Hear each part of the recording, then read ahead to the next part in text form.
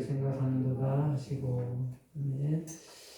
네, 우리 지난주에 우리는 그 바요나 시몬아 내가 복이 있다 이를 내게 알게 하는 이는 혈육이 아니요 하늘에 계신 내 아버지다. 네, 넘겨주세요.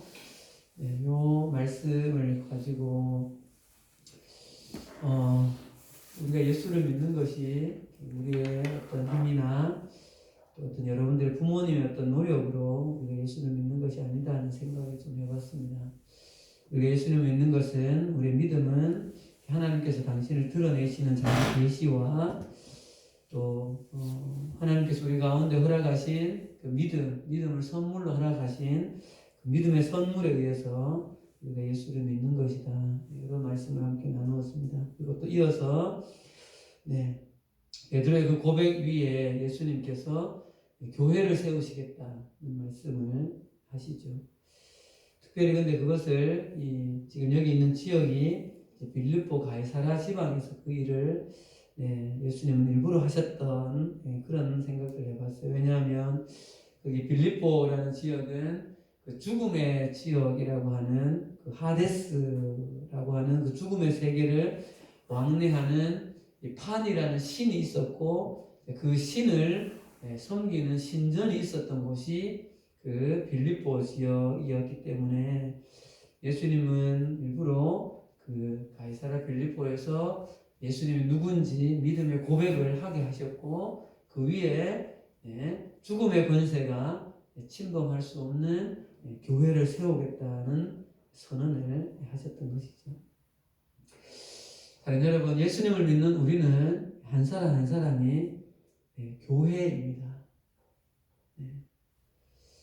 그리고 또 예수님을 믿어서 하나님의 자녀가 되고 또 하나님의 백성인 사람들은 함께 모여 우주적인 교회를 이루어내어서 가는 것이죠.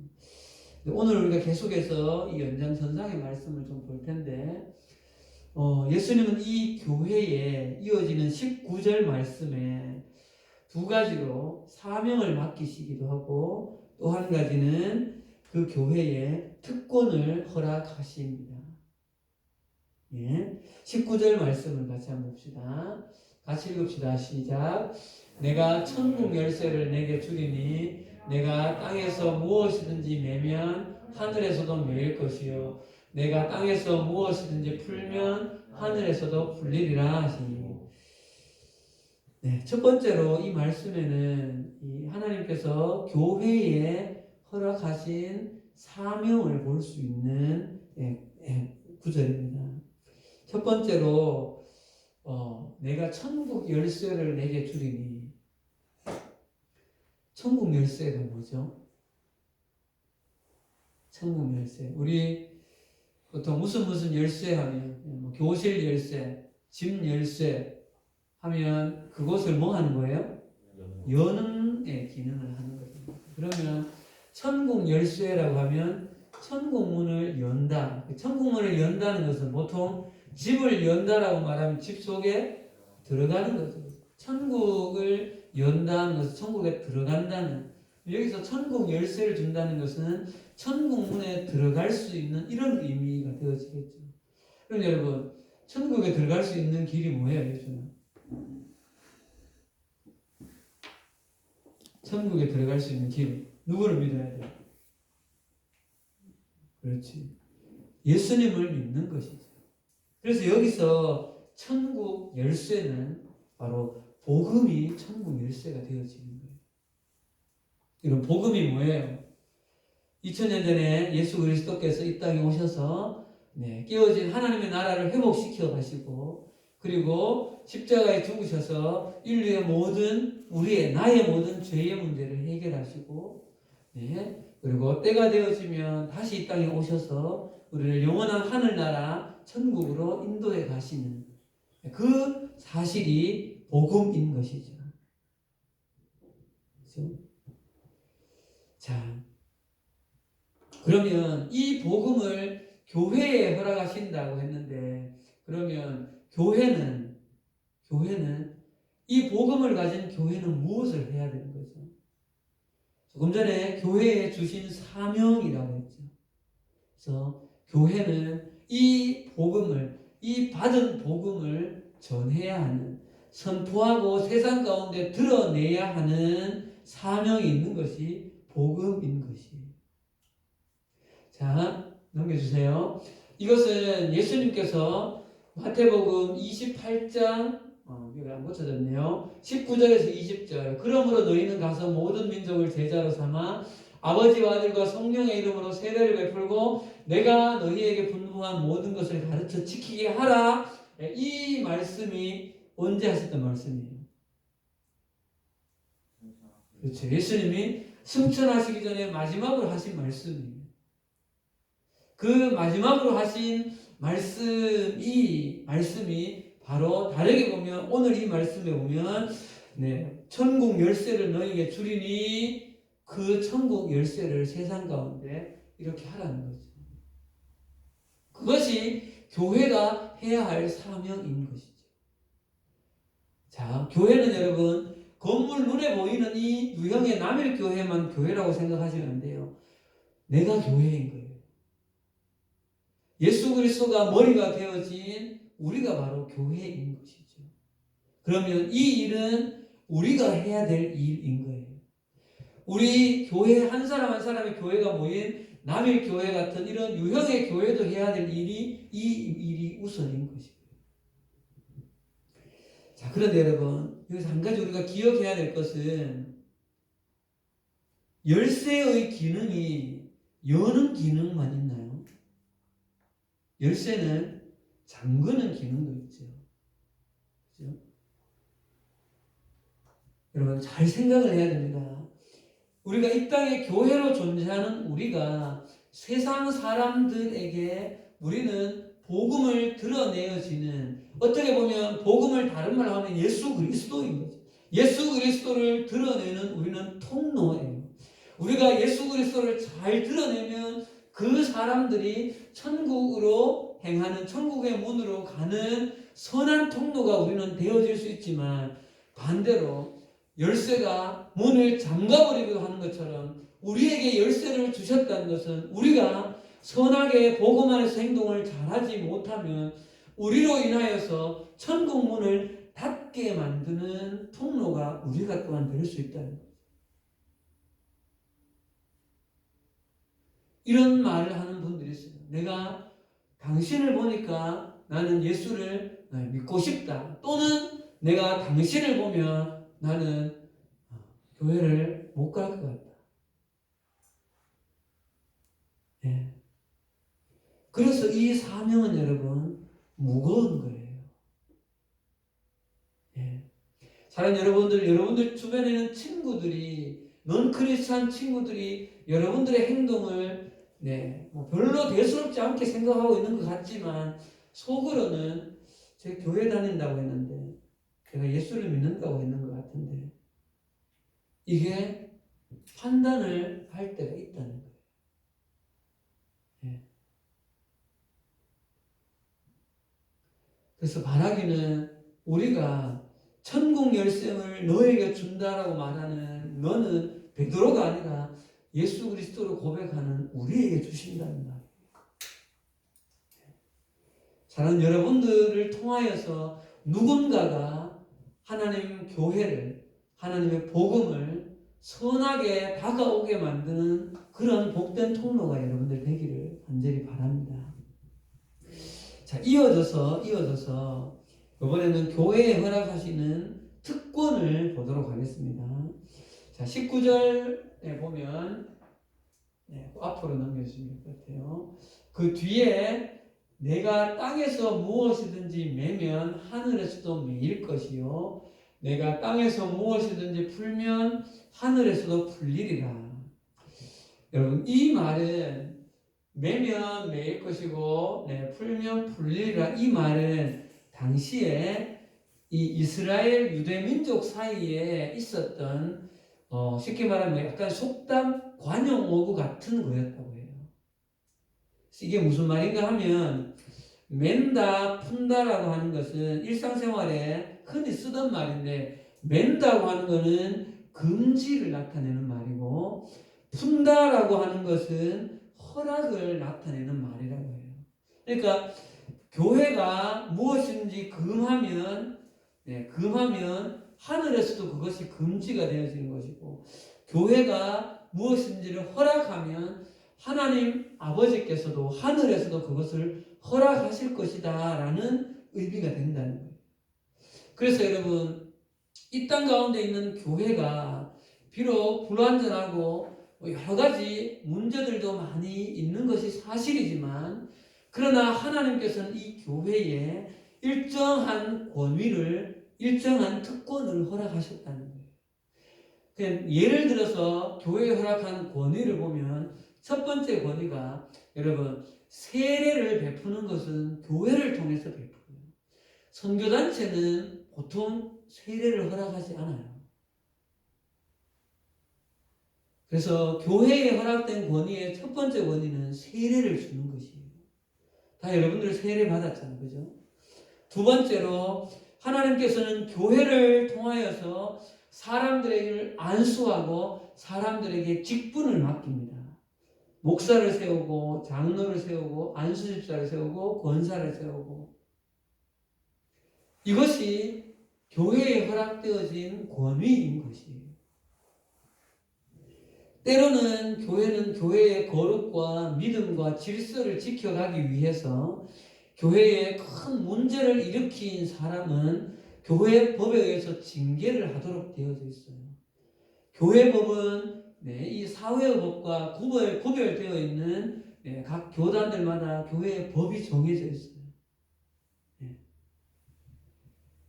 자, 이런 권위를 하나님은 공교회에, 개인에게 것이 아니라 공교회에 허락하셔서 이 교회를 지금까지 이렇게 운행해 오게 만드셨다는 거죠.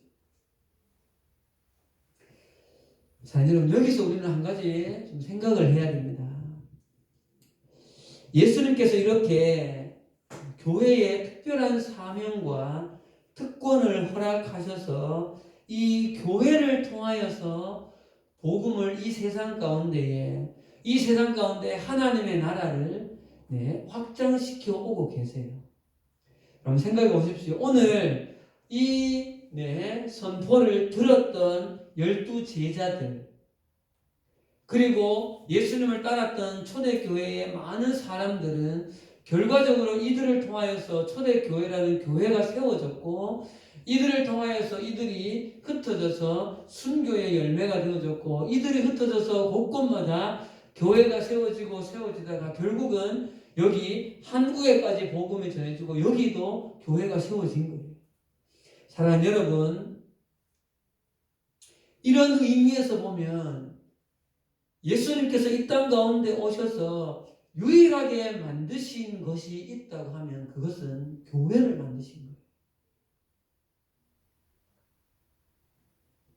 예수님께서 이 땅 가운데 오셔서 세상에 하나님의 복음을, 세상에 하나님의 나라를 선포해내는 유일한 통로로 예수님께서 허락하시고 세우신 유일한 기관이 바로 교회라는 기관이라는 거죠. 그럼 잘 생각해 보십시오. 어떤 사회적으로 있었던 지금 예배를 다니고 있는 기독교 학교, 기독교 기업, 기독교적인 어떤 단체, 여러분 그분들의 출신들을 다 보면 결과적으로는 교회를 통해서 그분들은 그 일들을 더 나아가서 하고 있는 것이지.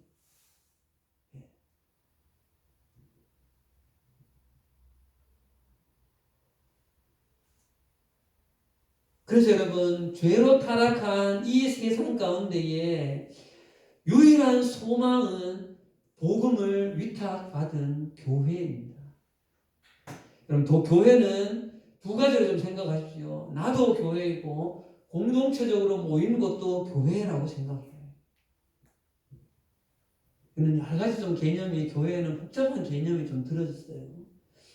자, 비록 지금 이 땅 가운데 눈에 보이는 교회들이 세상 사람들에게 좀 비난을 받고 세상 사람들에게 좀 좋지 못한 소리를 듣는 것은 맞지만, 그러나 그렇다고 해서 이 교회 자체가, 그 교회 자체가 잘못된 것이 아니라는 거죠. 하나님께서 예수 그리스도를 이 땅 가운데 보내셔서 허락하신 유일한 복음의 통로의 기관은 교회인 것이죠.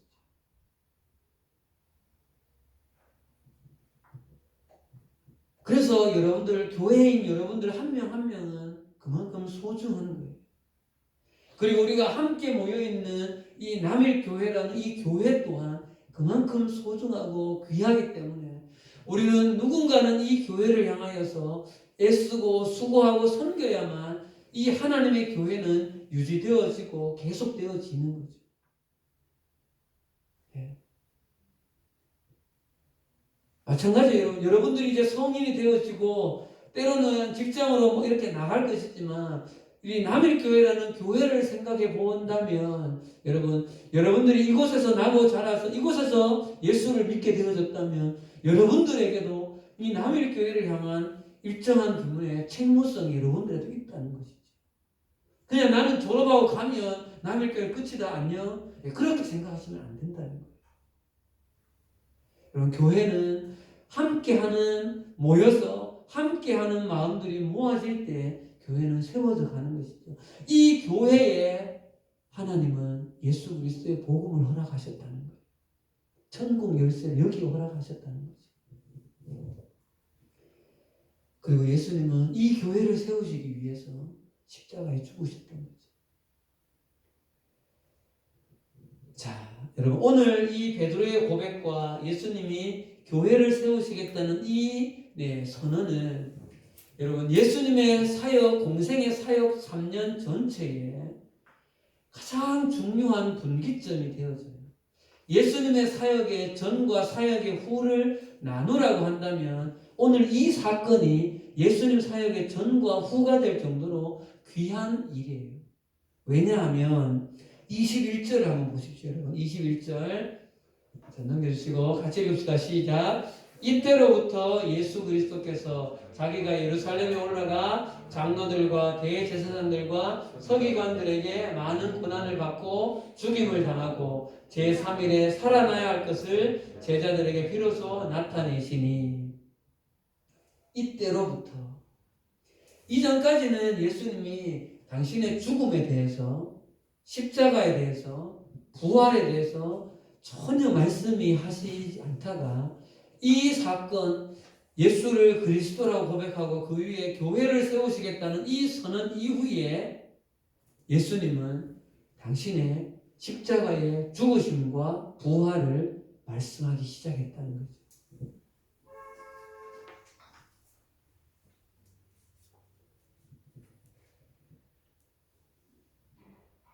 이후로 몇 번 더 예수님은 내가 이제 십자가를 질 것이다.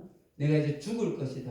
이런 말씀들을 하세요. 그러면서 제자들에게 너희도 나의 십자가를 너희들도 준비해야 한다.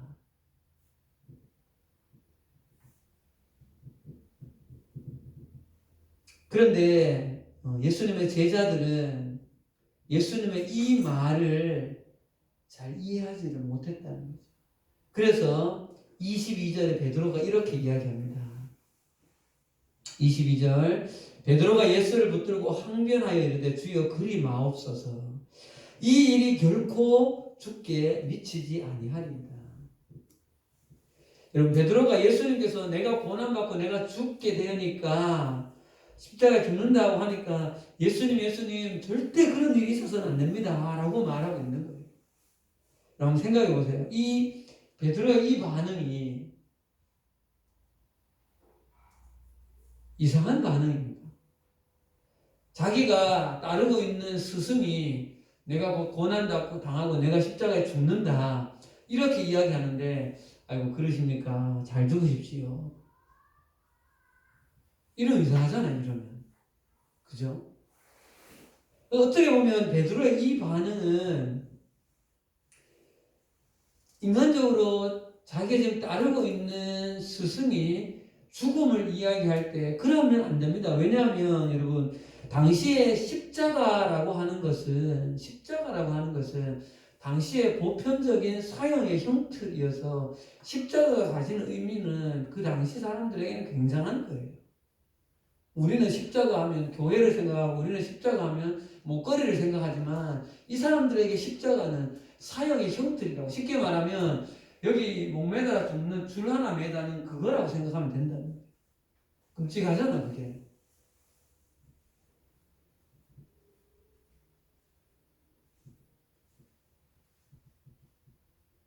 그런데 베드로의 이런 반응이 어쩌면 너무나 당연한 것 같은데 예수님은 베드로를 향해서 불과 같이 야단을 치십니다. 23절은 같이 읽읍시다. 시작. 예수께서 돌이키시며 베드로에게 이르시되 사탄아 내 뒤로 물러가라. 너는 나를 넘어지게 하는 자로다. 내가 하나님의 일을 생각하지 아니하고 도리어 사람의 일을 생각하는도다 하시고. 여러분 어떻게 보면 인간적으로 보면 베드로의 반응은 너무나 당연한 반응인데 이 반응 앞에 예수님은 어떻게 이런 표현을 하실 수 있을까요? 사탄아 내 뒤로 물러가라. 너무 하신 거 아닌가 예수님이? 그죠?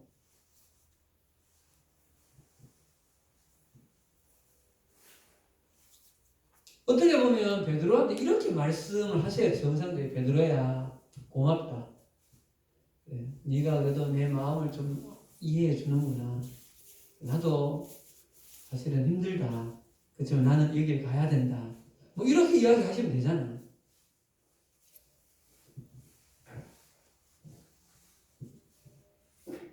조금 전에 이 베드로 보고 뭐라 했어요? 바요나 시몬아 네가 복이 있다. 막 이렇게 이야기했으면 지금 사탄아 막 이러니까 이거는 참 사실 이해하기 참 어려운 부분이에요.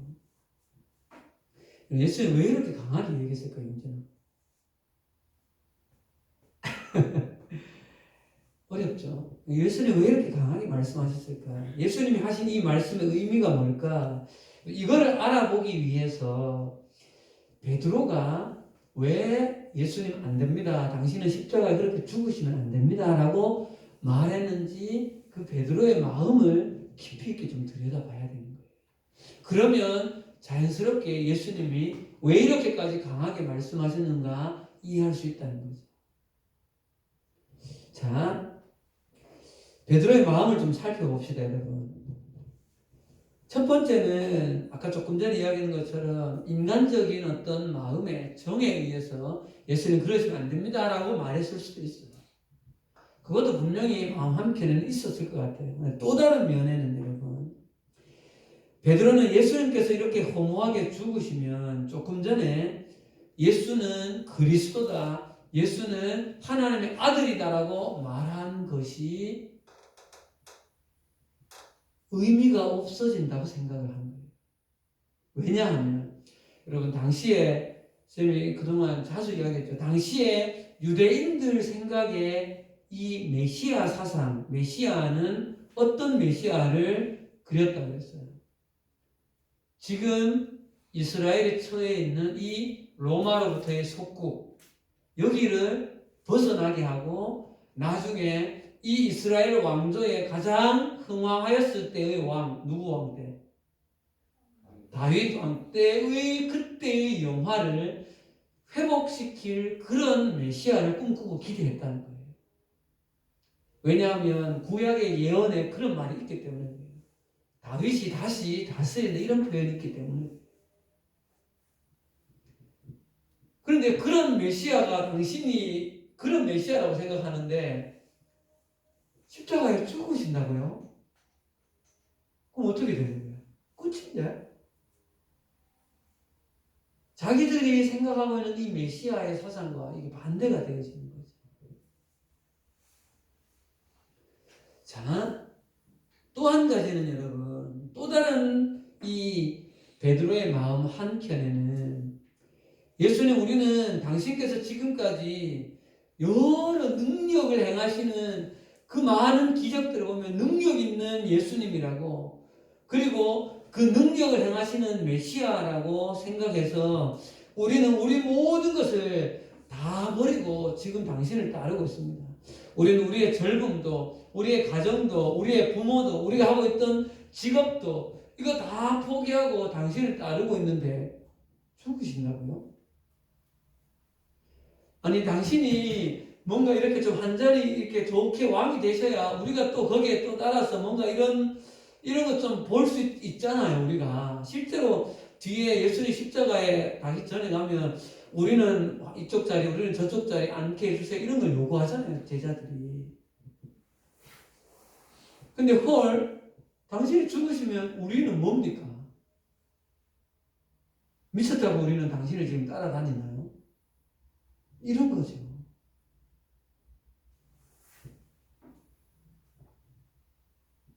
그러니까 그동안 우리는 모든 것을 다 포기하고 당신을 따르고 있는데 당신께서 죽으신다면 우리는 뭐가 됩니까? 본전 생각이 나는 거죠. 본전. 네, 본전 생각이 나는 거예요. 내 인생을 투자했는데 그 인생에 투자했는 거에 뭔가 대가가 이만큼 와야 되는데 이게 없어진다고 생각하니까 본전 생각이 나는 거예요. 그러니까 베드로의 생각 속에 물론 이 세 가지 이거는 다 추측이에요. 이러지 않았을까? 분명히 그럴 수 있을 것 같아요. 충분히. 이런 선하지 못한 생각을 예수님은 보셨고 베드로 속에 이런 선하지 못한 생각을 불어넣고 있는 악한 사단의 그 역사를 예수님은 분명히 보셨을 거예요. 보통 여러분 악한 사단은 귀신은 생물인 사람에게 역사해서 사람을 통하여서 자신의 뜻을 하나님의 뜻을 방해하고 자신의 뜻을 관철시키려는 마음이 강합니다. 그래서 이 지금 중요한 포인트에 악한 사단이 베드로에게로 찾아와서 베드로의 마음에 그런 생각을 집어넣는 것이죠. 이것을 예수님은 모르겠어요. 성경에 그런 표현 없지만 그런 악한 사단의 역사를 예수님은 분별하셨다. 그러니까 사탄아 내 뒤로 물러가라 이렇게 말씀하세요. 여러분 사탄아 내 뒤로 물러가라는 이 표현은 예수님이 직접 사단에게 하셨던 말이에요. 언제요? 예수님 공생의 사역을 시작하면서 40일 동안 금식할 때에 3번의 시험이 있어요. 그 중에 한 번 아마 그 공중의 꼭대기에 성전 꼭대기 올라가 뛰어내리려 할 때 사탄아 물러가라. 또 어떤 분은 사탄아 내 뒤로 물러가라. 이렇게 직접 말씀하시거든요.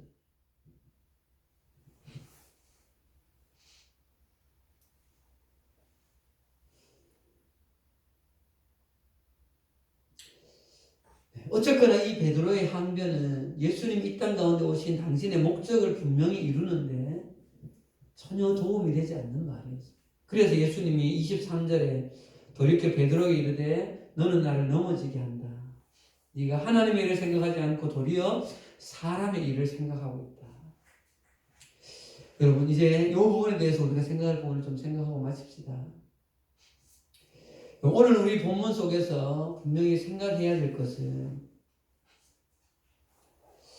예수 그리스도의 복음을 받은 교회인 우리는 우리의 말과 우리의 행동이 하나님 나라의 일을 생각하는데 우선을 두어야 한다. 그럼 베드로는 아마 23절에 막 사탄아 갑자기 예수님 이렇게 막 불호령을 내리셔서 굉장히 놀랐을 거예요. 그리고 아마 정신이 번쩍 들었을 수도 있어요. 여러분 23절에서 베드로야 네가 하나님의 일을 생각하지 않고 도리어 사람의 일을 생각하는구나. 이 말씀을 다르게 보면 베드로야 네가 좀 전에 너는 예수가 메시아다. 예수가 하나님의 아들이다. 하나님이다라고 네가 고백한 사람이다. 그렇게 고백한 사람은 진정으로 네가 그렇게 고백했다면 너는 인간적인 욕심이나 인간적인 정을 없애야 한다. 그렇게 고백한 사람의 삶의 기준은 하나님의 일이 기준이 되어져야 되는 것이란다라고 베드로에게 분명히 교훈하고 있는 것이라는 거예요. 여러분 이 베드로를 향한 이 지적은 베드로를 향해서 말씀하신 것이지만 똑같이 우리에게 하시는 말씀이죠. 왜냐하면 우리도 예수를 그리스도로 고백하는 교회이기 때문에 그렇죠. 이 말씀은 예수님의 제자다운 제자가 어떤 사람이 제자다운 제자이냐를 말씀해주고 있다는 거예요. 그 기준은 뭐예요? 사람의 일이 아니라 하나님의 일을 먼저 생각하는 사람인 거죠. 저는 여러분, 우리의 생각의 기준은 하나님의 일과 하나님의 뜻이 우리의 생각, 우리의 판단의 기준이 되어져야 합니다. 베드로전서와 지금까지 하나님 나라에 대한 관점으로 이야기하면 이 세대의 가치가 사람의 일이라면 하나님의 일은 하나님의 나라의 가치와 기준과 그 복음이 우리 삶의 기준이 되어져야 한다는 거죠. 예수님의 말씀은 오늘 그 말씀입니다. 사람의 일과 하나님의 일.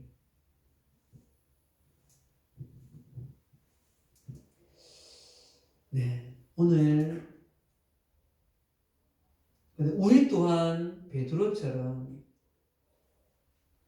자칫 잘못하면 사람의 일을 먼저 생각하는 우리가 되기가 너무 쉽다는 것이죠. 그래서 우리는 하나님의 일을 먼저 생각하는, 그래서 예수님의 제자다운 삶을 살아가는 우리들이 되어졌으면 좋겠습니다. 이제 이어지는 본문 말씀이 참된 제자는 그러면 구체적으로 어떻게 되어야 되는 것인가, 그 말씀을 다음 주에 좀 더 생각해 보겠습니다. 기도하겠습니다. 하나님 아버지 감사합니다. 예수님을 보내셔서 이 땅 가운데 교회를 세우시고 교회를 통하여서 하나님의 뜻이 이 땅 가운데 드러나는 유일한 통로로 복음을 허락하여 주심에 감사합니다. 주님, 우리의 머리가 예수 그리스도이십니다. 주님, 우리의 주인이 예수 그리스도이십니다.